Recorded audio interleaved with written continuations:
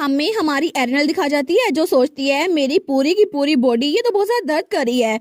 लेकिन वो सोचती है मेरी बॉडी से भी ज्यादा मुझे ये आवाज की दर्दनाक लग रही है। तो तभी उसको आवाज आ रही थी, वो सोचती है किसकी आवाज है। लेकिन तभी वहां पर प्रिंस सिट्रिन भी था। वो कहता है एरिनल, एरिनल तुम ठीक तो हो ना। तो तब वो कहती है प्रिंस सिट्रिन, वो कहता है थैंक गुडनेस तुम उठ गई। लेकिन तब उठ के बैठती है, वो कहती है हम लोग कहाँ पहुंच गए। वो कहता है तुम ठीक तो हो ना। तो हमारे कहती है थैंक यू सो मच। वो सोचती है मुझे लगा ही था कि ये असल में इतना बुरा नहीं है और ये सच में बहुत ज्यादा काइंड है। लेकिन ये सब कुछ उस ब्लैक मैजिक की वजह से हो रहा था और इसका फ्यूचर मैं इसको विच के कर से प्रोटेक्ट करके रहूंगी। लेकिन तभी वो कहता है ये पता नहीं कौन सी जगह है, मैं तब से ढूंढ रहा हूँ लेकिन मुझे इसका कोई किनारा मिल ही नहीं रहा। लगता है हम लोग एक ही जगह पे भटक रहे हैं। तो तब हमारी सोचती है ये तो वही जगह है ना जहाँ पे मैं उस सेंटर से मिली थी, वही जो मेरे ख्वाब में आती है। लेकिन तभी उसे वो आवाज सुनाई देती है। वो सोचती है क्या ये आवाज, आखिर ये आवाज किसकी है। तो उठ के वहां से आने लगती है।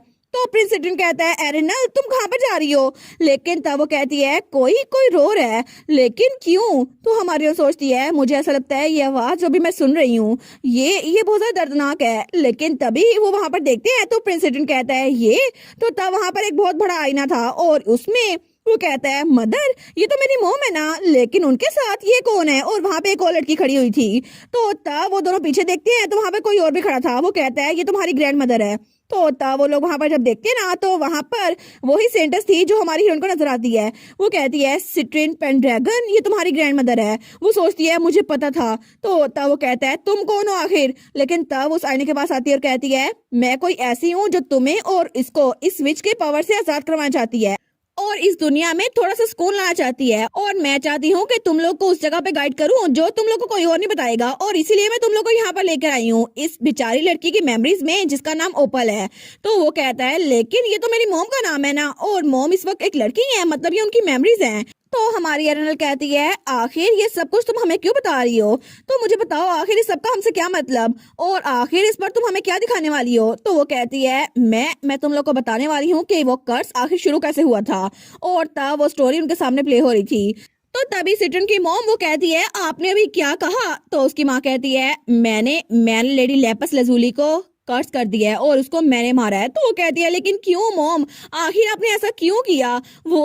उन्होंने तो अभी प्रिंस ओनिस को जन्म दिया था ना, और आपने उनके साथ ऐसी चीज क्यों की, वो तो बहुत ज्यादा कमजोर थी। तो उसकी माँ हंसते हुए कहती है ये ऑब्वियस नहीं था और उसकी माँ के भी मुंह से खून निकल रहा था। वो कहती है ये सब कुछ मैंने इसलिए किया क्योंकि तुम किंग को सेड्यूस नहीं कर पाई, या फिर अगर तुम ये कर लेती तो मुझे ये सब कुछ करना ना पड़ता, और ये सब कुछ मैंने तुम्हें क्वीन बनाने के लिए किया और इसीलिए मैंने ये सब कुछ किया ताकि तुम वहां पर राज कर सको। तो ओपल कहती है लेकिन मदर लेडी लेपिस लजोली वो तो बहुत ज्यादा ब्यूटीफुल थी और बहुत ज्यादा एजुकेटेड भी, और जब मैंने उनको पार्टी में देखा था ना तो उनसे ज्यादा क्वीन बनने के लिए कोई भी सूटेबल नहीं था, वो तो बहुत ज्यादा अच्छी थी। लेकिन तभी उसकी माँ ओपल का गला दबाती है। वो कहती है क्योंकि तुम कुछ कर नहीं पाई और उसने इस बात का फायदा उठा लिया, वो किंग को ले उड़ी और तुम यहाँ पर रह गई। लेकिन मैंने ये सब कुछ इस्तेमाल किया, अपनी सारी की सारी दौलत लुटा दी ये ब्लैक मैजिक की बुक लेने के लिए, और इसीलिए मैंने अपनी जान दे दी ताकि उस औरत को मार सकूं और तुम्हारे लिए जगह बना सकूं। तो ओपल कुछ कहने की कोशिश करती है तो उसकी माँ कहती है क्योंकि मैं जानती थी कि तुम जैसी यूजलेस बेटी वो कुछ कर नहीं पाएगी, और तब उसका गला छोड़ती है। तो सिट्रिन की मॉम ओपल वो वहाँ जमीन पे बैठ गई थी। तो तभी उसकी ग्रैंड माँ उसके भी मुंह से खून निकलने लगता है। तो ओपल जब अपनी माँ की तरफ देखती है वो कहती है मुझे बताएं मुझे क्या करना होगा। तो उसकी माँ कहती है तुम्हारी वजह से मैं मरने वाली हूँ और तुम्हारी वजह से मैंने उस क्वीन को कर्ज दिया और उसकी वजह से मेरी बॉडी गल सड़ रही है, और तुम्हारी माँ तुम्हारे लिए तो सब कुछ कर रही है, तो तुम्हें नहीं लगता कि तुम्हें मेरे बदले में कुछ करना होगा। और वो तो बहुत ज्यादा डरावनी लग रही थी। लेकिन तभी ओपल उसकी आंखों में तो आंसू निकली जा रहे थे। तो उसकी माँ कहती है मेरी बात सुनो ओपल, अगर मैं मर गई तो तुम्हें मुझसे माफी मांगते हुए पूरी जिंदगी गुजारनी होगी, क्या तुम समझ रही हो। और तब स्माइल करती है और कहती है क्योंकि मैंने सब कुछ तुम्हारे लिए किया है मेरी बेटी, और वही करना जो मैं चाहती हूँ। और तभी उसकी माँ मर गई थी। और तब ओपल वो तो बिल्कुल जैसे पागल हो गई थी। वो रोते हुए कहती है आई एम सॉरी, मैं इतनी वर्थलेस बेटी थी ना, शायद इसी वजह से आपको मरना पड़ा। लेकिन तब उस ब्लैक मैजिक की बुक को उठाते हुए कहती है इस बार मैं प्रॉपरली क्वीन बनूंगी, तो प्लीज मुझे माफ कर दे मदर, और मैं पूरी जिंदगी हमेशा आपसे माफी मांगती रहूंगी। तो ये सब कुछ देखकर सिट्रिन तो बहुत ज्यादा शौक हो गया था। वो कहता है क्या सब कुछ ये आखिर क्यों हुआ था। तो तब सेंटस कहती है उस दिन के बाद से उस लड़की ने ब्लैक मैजिक सीखा और उसने किंग को ब्रेन वॉश किया और सेकंड क्वीन बन गई, और उसके बाद तुम पैदा हुए यानी कि सिट्रिन पेंड्रैगन। और इस तरह ये ट्रेजेडी हुई जिसकी वजह से तुम और ब्लैक मैजिक कनेक्टेड हो गए। हालांकि ब्लैक मैजिक वो कभी एग्जिस्ट ना करता अगर वो लड़की उसकी लाइफ कर्सी से ब्रेक होती और वो फर्स्ट क्वीन की दोस्त बनकर रहती और इस तरह उनकी हैप्पी लाइफ होती, उसे ये सब कुछ करना ना पड़ता। लेकिन यही चीज मुझे बहुत ज्यादा फ्रस्ट्रेट कर रही है। तो सिटिन कहता है अचानक से आप हमें ये क्यों बता रही हैं, लेकिन जब वो एरिनल को देखते हैं ना तो वो कहता है एरिनल तुम ठीक तो हो ना। तो एरिनल उसकी आंखों में तो आंसू आ रहे थे। वो कहती है बिल्कुल। तो तब सिटिन कहता है तुम्हें क्या हुआ है, तुम क्यों रो रही हो। वो कहती है मैं समझ सकती हूँ कि आखिर उसके साथ क्या हुआ होगा और उसके दिल में कितनी पेन है, क्योंकि ये सब कुछ मेरे साथ भी हुआ था। और उसकी रहता है कि जब उसके मार्क्स अच्छे नहीं आए थे तो उसकी मॉम ने उसको गलत बनाने की कोशिश की थी और उसके साथ भी यही सब कुछ हुआ था। तो सिटिन कहता है आखिर तुम ये हमें क्यों दिखा रही हो, ये सब कुछ देखने के बाद हम क्या करें। और वो तुम्हारी वजह से रो रही है, उसको चुप करवाओ। और अभी के लिए हमारी प्रायोरिटी उसका कर्ज ब्रेक करना है। तो वो सेंटेंस कहती है हाँ बिल्कुल, मैंने तुम लोग को ये सब कुछ इसलिए बताया क्योंकि कर्ज ब्रेक करने के लिए सबसे पहले ओपल को बचाना जरूरी है। तो वो दोनों कहते हैं क्या। लेकिन तभी दूसरी तरफ हमें ड्यूक का घर दिखाया जाता है, ड्यूक कैम्बल का कैसल। और तब वहाँ पर प्रिंस एलेक्स अपनी आर्मी के साथ पहुंच चुका था। वो कहता है ठीक है, ड्यूक के घर पे हमला करने के लिए सब लोग तैयार हो जाओ। तो तब प्रिंस एलेक्स वो कहता है फाइनली हम लोग पहुंच ही गए ड्यूक कैम्बल के घर में और हम लोग इनके घर में हमला करेंगे। और तब वहां पे एक नाइट उतरता है और वो दरवाजा खोलने लगता है, लेकिन तभी उसको वहां से झटका लगता है। तो तब वो पीछे होता है। तो तब हमारा एलेक्स कहता है क्या हुआ, यहाँ पर ये दरवाजा क्यों नहीं खोल रहा। तो तब वो लोग कहते हैं ऐसा लगता है कि यहाँ पर कुछ मैजिक हुआ है। तो वो सोचता है क्या एक मैजिक, यानी कि इन्होंने अपने घर पे भी ब्लैक मैजिक किया हुआ है। तो दूसरा कहता है योर हाइनेस अब हमें क्या करना चाहिए। तो वो कहता है मुझे नहीं पता हमें क्या करना चाहिए, लेकिन हमें कोई ना कोई रास्ता ढूंढना होगा। तो तब उसने जो लॉकेट पहना हुआ था ना उसके अंदर से ग्लो होता है और वहां पर वो रोशनी डायरेक्ट उस दरवाजे पे पड़ती है। तो वो सोचता है क्या ये हो क्या रहा है, लेकिन तभी वो दरवाजा अचानक से उसके इर्द गिर्द का स्पेल वो टूट जाता है। तो वो सोचता है क्या ये सब कुछ, क्या ये ब्लैक मैजिक खत्म हो गया। और तब आगे वो मेंशन उनकी नजरों के सामने था। वो सोचता है क्या ये सब कुछ ये एरिनल की पावर की वजह से हुआ है। और रेबलूम फ्लावर जब उनके हाथ में था तब ये पावर इस वजह से आई थी, और वो फ्लावर जब मुरझाया था तो तब मैंने इस बोतल में कैद कर लिया था। लेकिन ऐसा लगता है लेडी अभी भी मेरी हेल्प कर रही हैं और मुझे लगता है कि उनकी हेल्प की वजह से मैं ये काम कर सकता हूँ। तो तब अपने घोड़े से नीचे उतरता है। तो उसका साथी कहता है योर हाइनेस आप कहाँ पर जा रहे हैं। लेकिन तभी वो दरवाजा खोलता है और वो दरवाजा खुल भी जाता है। वो लोग कहते हैं क्या इस बार ये खुल गया। लेकिन वो कहता है ठीक है, अब हमें इस मैंशन के अंदर हर एक इंसान को पकड़ना होगा और सच्चाई का पता करना होगा कि आखिर लेडी एरिनल और मेरा भाई सिटिन कहाँ पर है। तो वो सोचता है माय लेडी मैं आपको बचा के रहूंगा चाहे कुछ भी हो जाए। और दूसरी तरफ वहां पर सिट्रिन और हमारी एरिनल थी। तो वो सेंटेंस कहती है अगर तुम लोग इस कर्ज को खत्म करना चाहते हो तो तुम लोग के लिए सबसे ज्यादा जरूरी है कि तुम ओपल को प्रोटेक्ट करो। तो वो कहता है क्या मोम को, लेकिन आखिर ऐसा क्यों, उन्होंने तो एरिनल को कर्ज दिया था ना, तो आखिर हम उनको प्रोटेक्ट कैसे कर सकते हैं। तो वो कहती है क्योंकि असल में अगर तुम उसको प्रोटेक्ट नहीं करोगे तो एरिनल का कर्ज वो कभी ब्रेक नहीं होगा, क्योंकि असल में तुम्हारी माँ वो तो कभी इवल थी ही नहीं। तो वो कहता है क्या, वो कहती है हाँ बिल्कुल, क्योंकि वो उसको विच बनाया गया था। असल में वो ये सब कुछ करना नहीं चाहती, लेकिन सिचुएशन कुछ ऐसी बन गई जिसकी वजह से उसे ये सब कुछ करना पड़ा। और शुरू में ही उसकी बॉडी में ये सलाहियत नहीं थी कि वो विच बन सके, लेकिन अगर हमें इस कर्ज को ब्रेक करना है तो इस सब को खत्म करना होगा। लेकिन अगर एरिनल मरी तो उसके साथ साथ तुम्हारी माँ भी मर जाएगी, या फिर उस कर्ज की वजह से इन दोनों की बॉडी पे इफेक्ट होगा। और इसकी बॉडी में जो कर्ज फैल रहा है ना, ये विच पे भी इसका इफेक्ट हो रहा है और दोनों पे इसका उतना ही इफेक्ट होगा जितना एक इंसान पर होगा।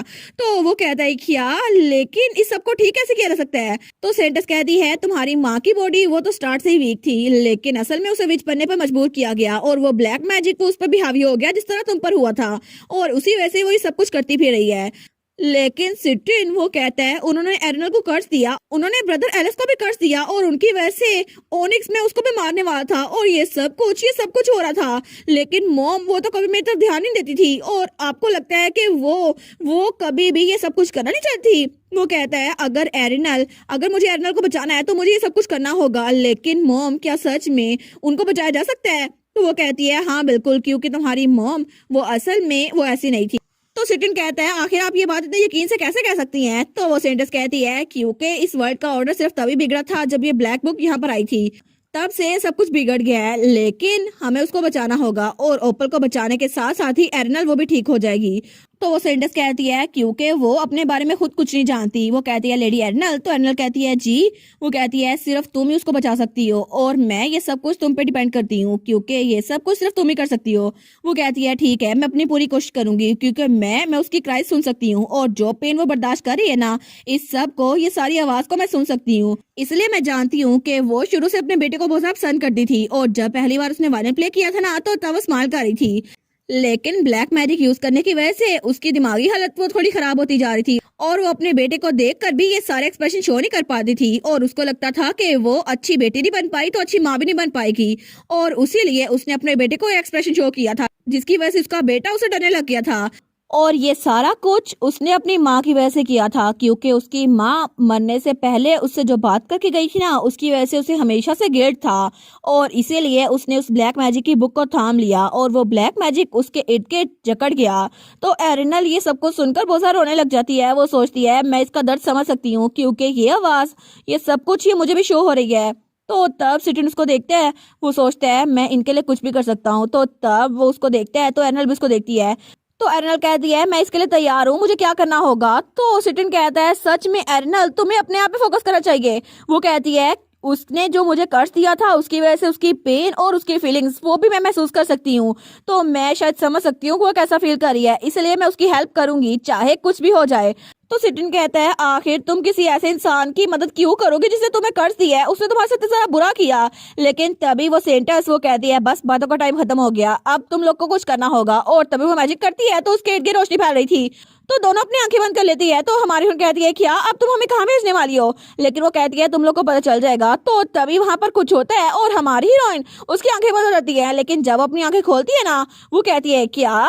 तो वहां पर कोई लड़की थी। वो कहती है तुम लोग, क्या तुम लोग ठीक तो हो। और वहां पर सिटिन और हमारी एर्नल बेहोश पड़े हुए थे, लेकिन जब वो लोग वहां पर देखते हैं ना, तो वहां पर एक लड़की थी जो बहुत ज्यादा यंग थी। वो कहती है तुम लोग ठीक तो हो ना, मैं तुम लोगों से पूछ रही हूँ और तुम लोग यहाँ पर अचानक से कैसे पहुंच गए।